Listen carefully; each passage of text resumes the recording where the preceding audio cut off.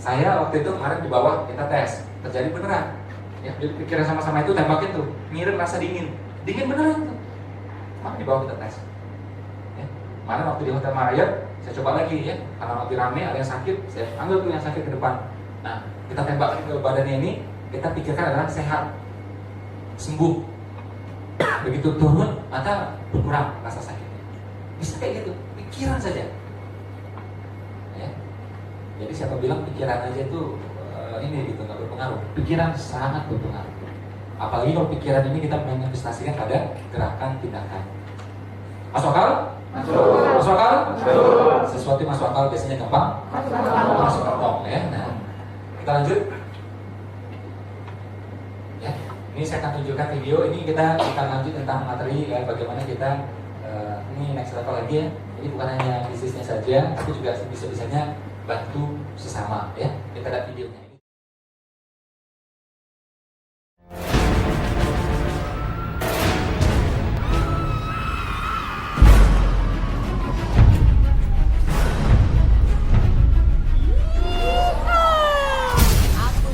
Men Jawa. Cak, hati-hati dolenan dalan yo. Iya. Loh, hati-hati ono robot. Iyalah. Hei, wani kowe. Oke, cuma sakmono bokemu. Tapi koyoke aku nggak kuat kalau sendirian. Assalamualaikum Nakir. Waalaikumsalam Mas Fit. Ayo naon Mas? Biasa, butuh bantuan kan bro. Iki lho Kang, robot musuh negara teko maneh. No problem atuh. Senjatana naon Mas Fit?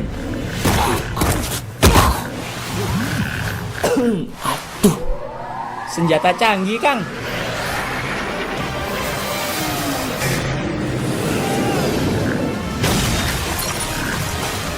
Sorry telat Mas. Make bajuna rada lila.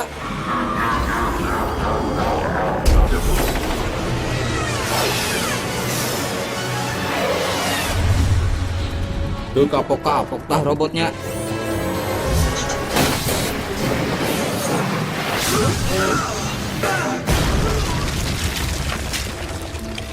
Alexia.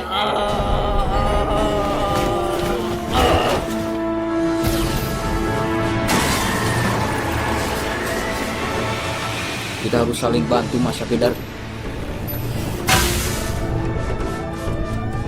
Kita harus singkirkan. Tenang Mas, bagian akang ieu mah.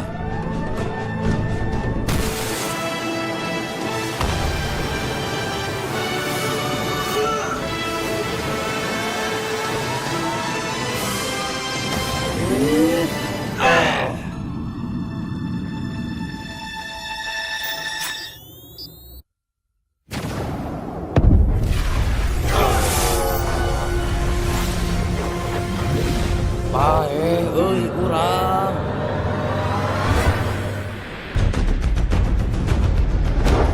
Mas Spider, telepon aku buat bantuin Lai. Mana Mas Spiderman? Mas, aku nang kene. Bersatu kita teguh, bercerai kita runtuh. Hancurin tuh musuh negara.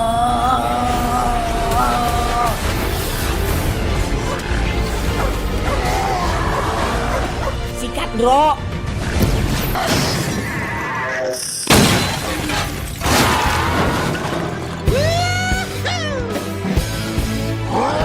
Kalau teman lagi susah, baiknya kita bantu. Kelak Tuhan akan membantu kita ketika susah. Kalau kita cerdaskan orang, maka kita akan semakin cerdas. Makanya kayak dosen, guru itu makin pintar. Ya. Kalau kita berusaha menyukseskan orang, mengayakan orang, maka kita juga makin sukses, makin kaya. Ya, ini memang polanya. Saya belajar ini juga dari gurunya kita semua, ya, ulamanya para ulama, ya, Syekh Yusuf Qaradawi. Ya. Saya ke rumahnya bertamu, ya, berguru. Belajar tentang ilmu sedekah, tanya beliau, tanya juga tentang ilmu keluarga waktu itu, tentang ilmu harta juga kita tanya, kita siapin. Ya. Nah, jadi kalau kita pengen maju, majukan orang. pengen cerdaskan orang. Apa aja yang kita mau. Bahkan sampai ya, kita pengennya ibu kita di kampung. Ibu kita di kampung, misalnya lagi di Madiun, ya lagi di Boyolali misalnya kan. Kita pengen ibu kita di kampung itu hidupnya mudah. Kita bantu ibu-ibu di sini. Efek sana. Makanya Nabi bilang, kalau kamu menghina seorang ayah, berarti kamu menghina ayah muslim. Nah, sama juga kalau kita bantu seorang ayah, seorang ibu, berarti bantu ayah ibu kita di sana. Efek balik seperti itu. Jadi itu apa yang kita mau, tergantung kita tanamnya apa. Ya, kita lanjut. Jualan juga sama, bisnis juga sama, invest juga sama. Ini sama juga ya, salah satu yang kita lakukan kemarin menyalurkan buat semua kita bantu. Muslim yang ini susah dibantu, yang lain juga dibantu. Kemarin ini kita bantu buat teman-teman di Nepal ya, hampir 100 juta melalui Yayasan Buddha Suci. Lanjut. Nah ini yang saya akan bahas, saya mau arahkannya ke sini sebenarnya ya. Jadi ada nama itu hukum kekekalan. Kita paham ya waktu kita SMP, waktu kita SMA bahwa energi itu tidak bisa punah. Dia hanya bisa apa? Berubah atau pindah. Saya ulang, energi tidak bisa punah, hanya apa? Berubah atau pindah. Ya. Jadi kalau kita tanamnya baik, ya energi kebaikan, otomatis akan balik lagi dia. Gak bisa nggak balik, pasti balik. Kita nggak suka pun tetap balik dia. Ya, makanya sedekah itu nggak ikhlas pun dia akan balas, tetap terbalas. Oh saya nggak mau balasannya, nggak bisa, harus dibalas. Ya, nggak bisa, tau nggak? Mungkin karena itu sunatullahnya. Sama nih, hukum gravitasi kan? Turun ke bawah. Saya bilang nggak mau, nggak boleh, tetap dia turun. Itu sunatullah yang Allah tetapkan. Nah, di antara 1 miliar kejadian, mungkin satu yang tidak, itulah namanya keajaiban. Ya, tapi rata-rata manusia terikat dengan sunatullah, hukum alamnya. Nah, jadi di tubuh kita juga sama, ya. Ini terkait dengan hukum kekekalan energi, ini juga terkait nanti tentang penjualan ya semuanya. Ini saya bahas dulu fondasinya. Jadi di tubuh kita ini, di bagian bawah itu, bawah belakang itu ada namanya asbuzanab. Kalau umat Hindu, Buddha menyebutnya sebagai sari rikadatu. Kalau bahasa penelitian namanya relics. Dia ini tidak bisa dihancurkan, dibakar, direbus, orang-orang lakukan, nggak bisa. Tetap dia utuh ini. Kalaupun dihancurkan dia balik lagi gitu. Nah, adakah dalilnya? Ada, ini dalilnya. Penelitiannya ada, itu dari peraih Nobel ya, dan dokter-dokter yang lainnya. Tapi ini dalilnya secara Islam bahwa Nabi mengatakan seluruh bagian tubuh anak Adam itu akan hancur semuanya dimakan tanah kecuali tulang ekor yang bagian bawah itu. Dari situlah manusia diciptakan dan dari situlah nanti dia akan disusun kembali. Apa fungsinya itu? Dia seperti microchip yang merekam semua kejadian dan memastikan yang balasannya untuk kita. Jadi bukan hanya di akhirat, di bumi juga. Kalau kalau akhirat mah udah jelas, pasti sudah, ya. Tapi di dunia dia berbalas. Akhirat itu penyempurnaan balasan. Makanya teman-teman kita yang di Bali ya, yang agamanya Hindu, itu kita kagum luar biasa. Mereka tuh nggak akan berani curi. Apalagi zaman ibu saya ya, waktu masih baru-baru nikah, beliau ke Bali, itu motor di pinggir jalan biasa aja, dan kunci motornya di situ, nggak hilang. Karena mereka percaya kalau aku curi nanti barangku juga dicuri. Gitu. Kalau aku merusak nanti juga something yang merusak terjadi pada diriku. Dalam Islam ada nggak itu? Nah, umat Hindu, Buddha menyebutnya sebagai karma. Kalau Islam menyebutnya sebagai apa? Afara. Nanti dicek. Jadi kita berbuat apa akan memperoleh balasan yang serupa. Ya, nanti boleh dicek. Ilmunya sama kurang lebih seperti itu. Ada bedanya jelas ya, tapi samanya ada. Apa perasaan yang muncul? Ya. Anda boleh berdebat apa saja ya, tapi namanya Anda tamat kuliah, beres kuliah itu membanggakan orang tua. Ya, Anda bilang, wah kuliah nggak penting, IPK nggak penting, Anda bisa ngomong macam-macam. Tapi bagi orang tua, tamat kuliah itu penting. Tamatlah, luluslah, segeralah. Ya. Anda juga mungkin prinsipnya, oh uang nggak penting, uang ini itu macam-macam. Tapi kalau Anda kasih uang ke orang tua, ya orang tua nggak harap uangnya. Tapi begitu uang Anda kirimkan dan uangnya banyak, orang tua berpikir apa? Oh anakku sudah sukses, bahagia. Betul? Anda kasih mobil, orang tua juga mungkin nggak berharap seperti itu. Tapi dia dikasih mobil itu senangnya gara-gara apa? Oh anakku sudah sukses, bisa belikan aku mobil. Jadi cara pikir seperti itu. Jadi pastikan orang tua bangga dengan kita, anak pun nanti bangga sama kita. Ya, dia akan ceritakan tentang kita. Dia tulis nanti di blog, dia tulis nanti di buku tentang kita. Ya, kalau kita pencapaiannya benar, pencapaian kita bagus. Tapi kalau kita maling-maling, kita nyolong-nyolong, kerja juga nggak beres, bisnis nggak beres, dan mungkin keluarga bisa membanggakan dengan kita. Betul? Ya. Ya, ini mudah-mudahan hatinya sudah beres, pikiran sudah beres, ya, kata-kata yang muncul juga insya Allah sudah beres. Nah, sekarang kita masuk ke materi yang lebih teknis lagi. Tadi sudah teknis, ya ini lebih teknis lagi. Berpikir, jangan dianggap itu tidak teknis. Berpikir itu teknis. Ya, berpikir itu teknis. Asalkan Anda bisa mendetailkan. Ya. Contoh ya, orang misalnya ngomong gitu, dilarang kencing di sini, ya orang kencing di situ jadinya. Nah, ada ilmu teknisnya.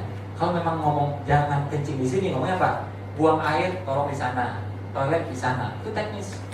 Karena kalau kita bilang dilarang kencing di sini, itu mengilhami orang untuk kencing di situ. Sama kayak saya sekarang ngomong, ya jangan bayangkan gajah, jangan bayangkan gajah, jangan bayangkan gajah. Apa yang terbayang? Gajah. Jangan bayangkan telinganya, jangan bayangkan telinganya. Makin terbayang telinganya. Oke? Harusnya saya ngomong apa? Bayangkan kelinci. Ya. Nah itu kan pikiran juga tuh. Jadi pikiran itu perlu ilmu teknis ya. Tadi kita bahas-bahas itu teknis semuanya sebenarnya. Walaupun kayaknya dari sebagian orang itu tidak teknis, ya, itu sangat-sangat teknis semuanya. Bagaimana impian diselaraskan, ya, percepatan itu teknis. Kita akan bahas di sini ya bagaimana caranya menjual lebih cepat, lebih banyak dan lebih mahal.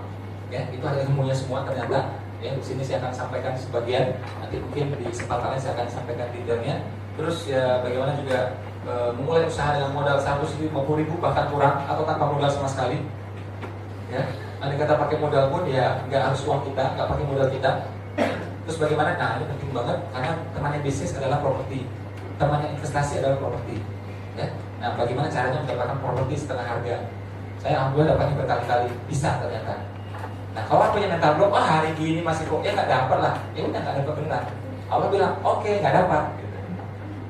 Ada. Dulu saya cara pikirnya kayak gitu. Jadi ada yang nyampaikan gitu kan, ada properti nih, ada value 40%, 50% di bawah harga pasar. Saya nanti ngomong, hari gini gitu loh. Akhirnya bertahun-tahun kita nggak dapat. Teman saya si A dapat, si B dapat, si C dapat. Setelah setahun saya ubah cara pikirnya. Oh properti itu ada. Gimana caranya? Ya. Nah itu.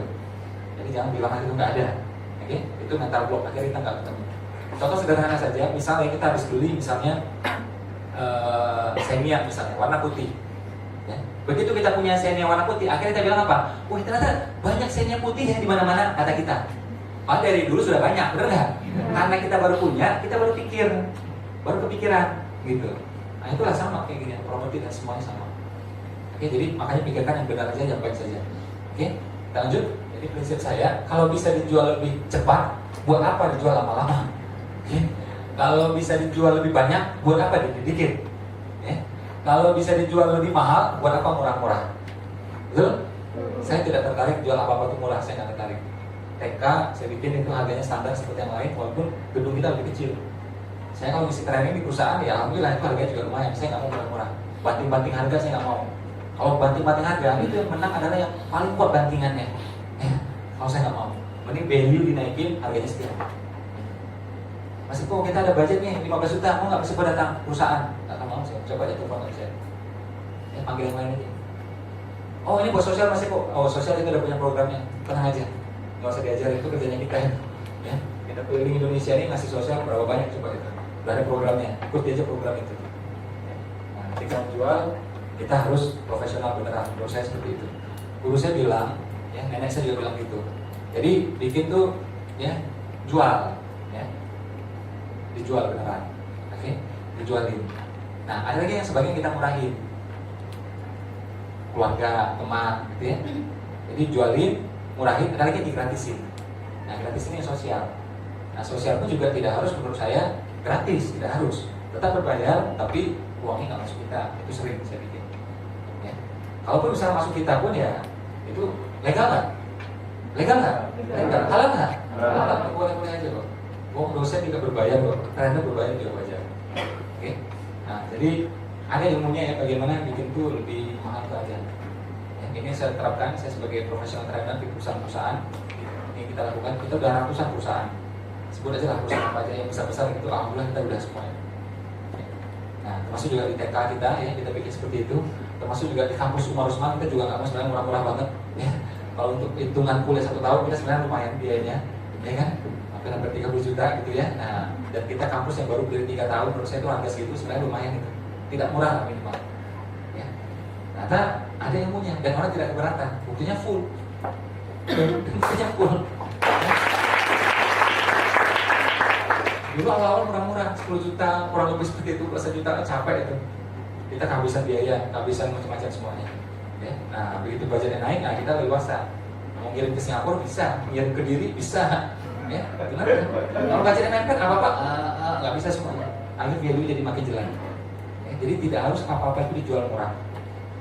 Anda jual aja dengan harga bagus, harga mahal nggak masalah. Nah, nanti pilihan sosial Anda atur aja sendiri, itu gampang. Ya, atur aja sendiri. Atau kalau udah masuk Anda segera bisa juga. Ya. Nah, menarik? Perlu dilanjutkan? Atau kita stop aja? Kita sambung 2 tahun lagi mungkin?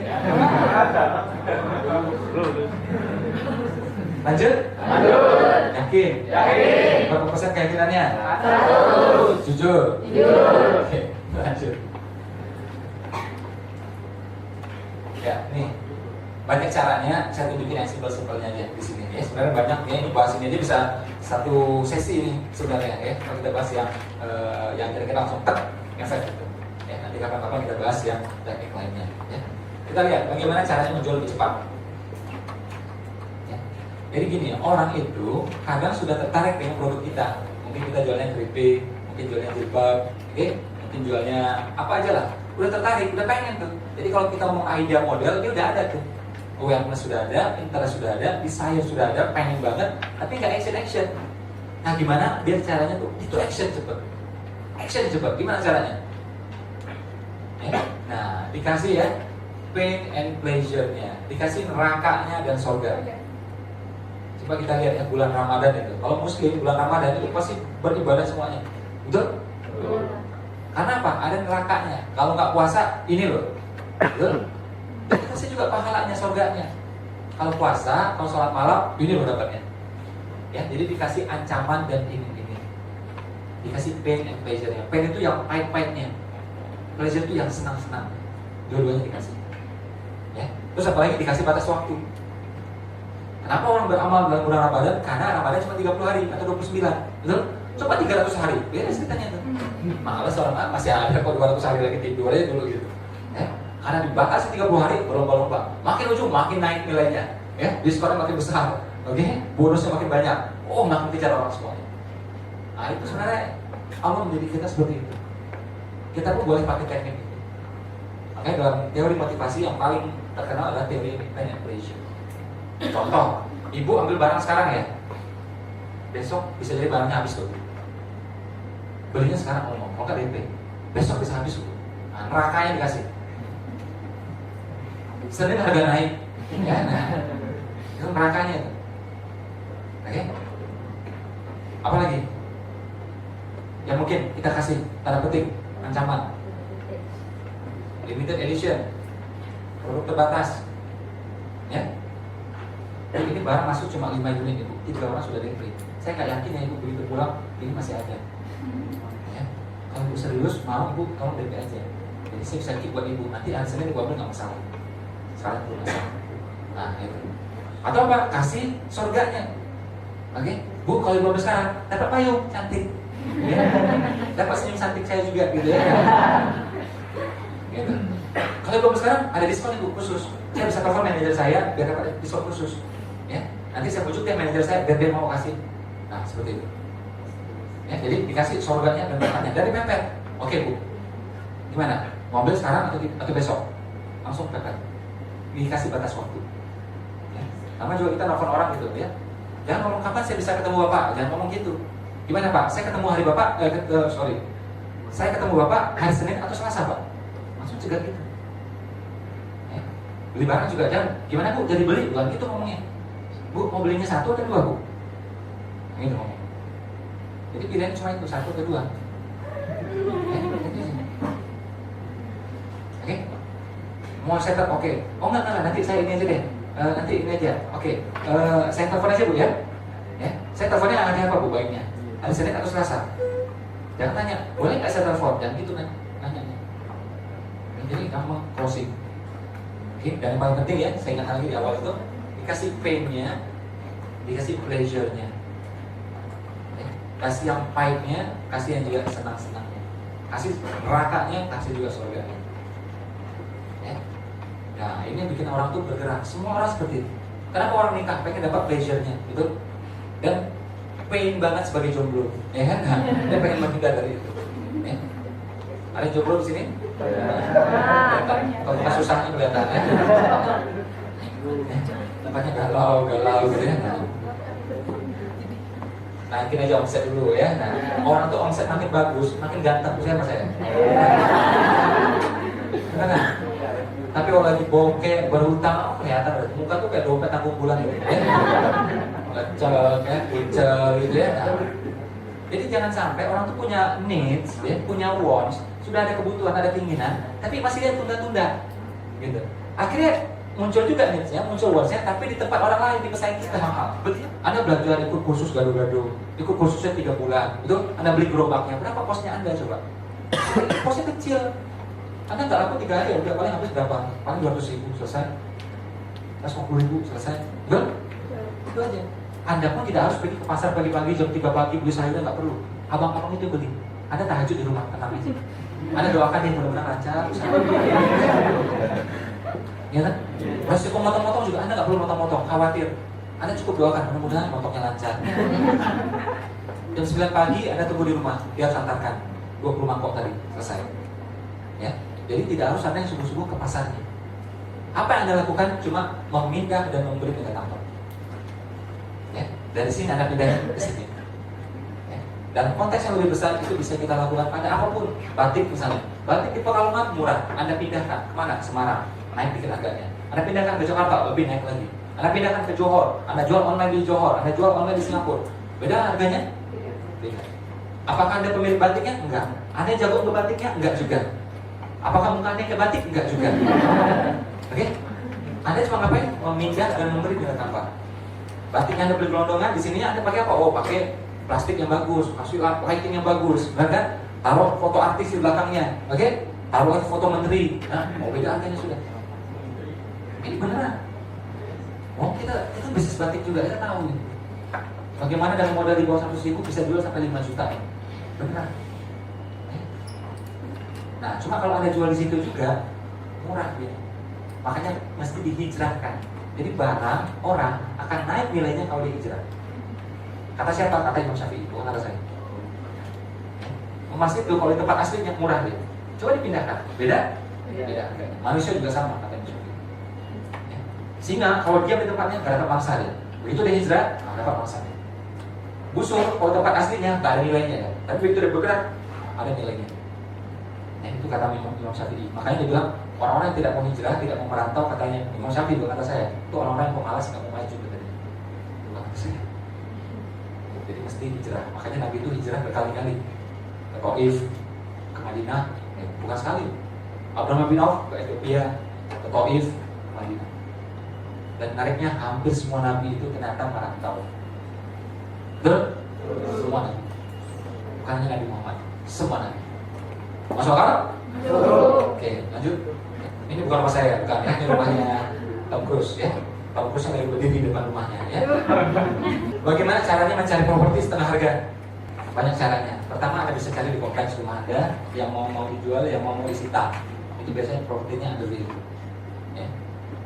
Gitu. Atau apa? Cara lebih gampang lagi, Anda ke bank. Kemana?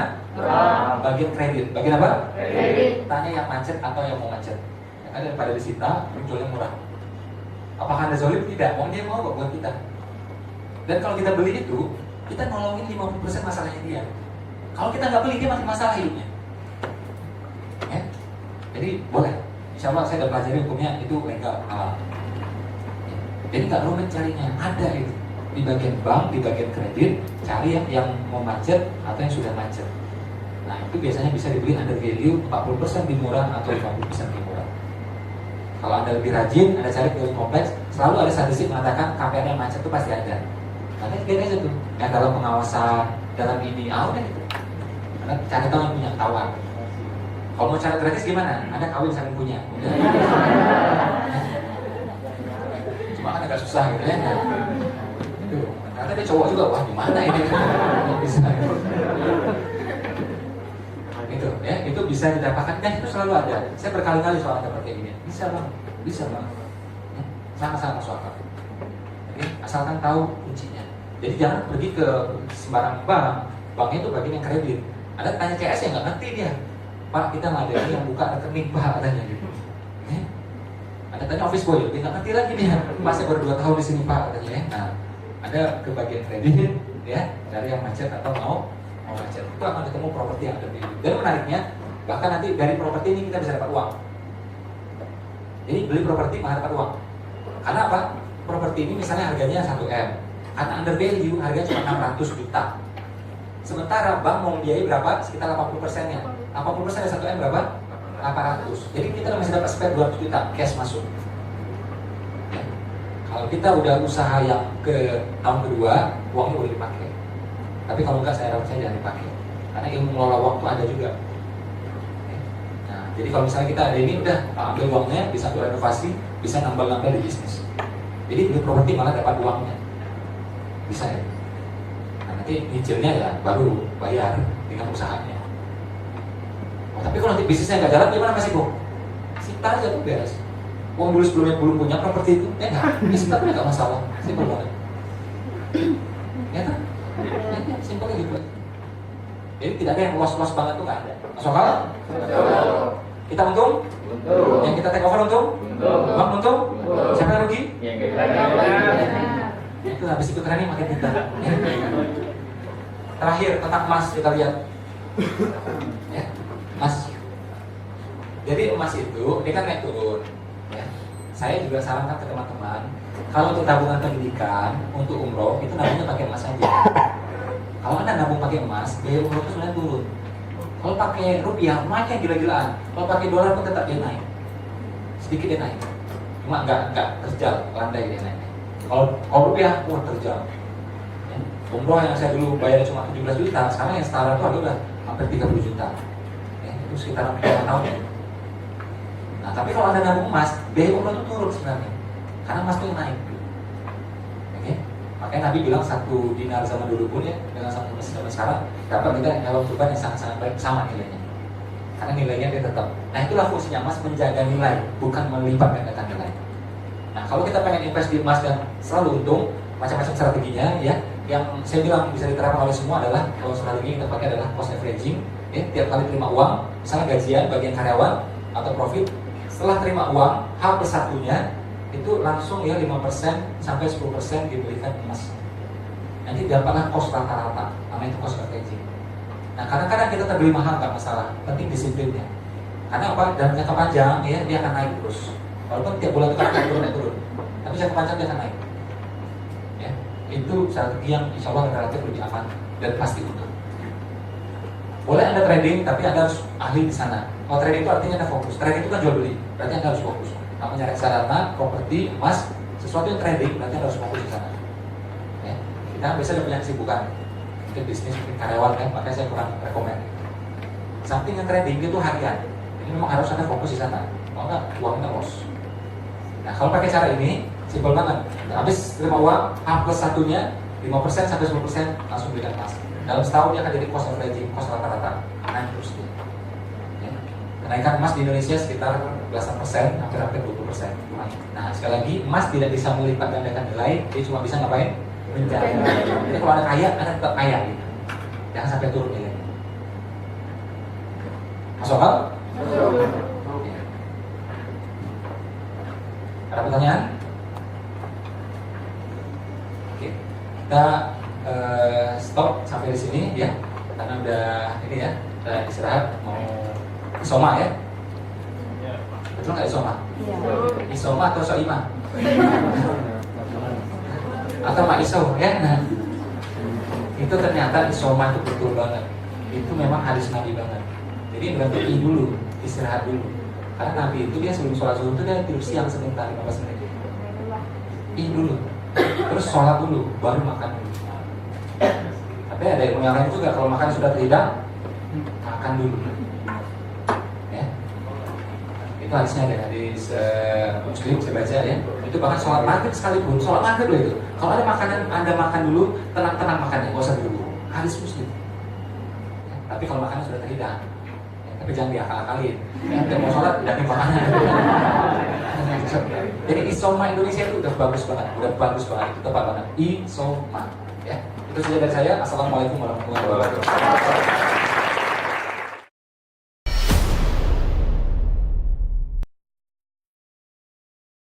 Ya, saya yakin teman-teman pasti ya dapat manfaat yang luar biasa, yang dahsyat, yang hebat dari DVD ini, dari ilmu tadi yang saya sampaikan.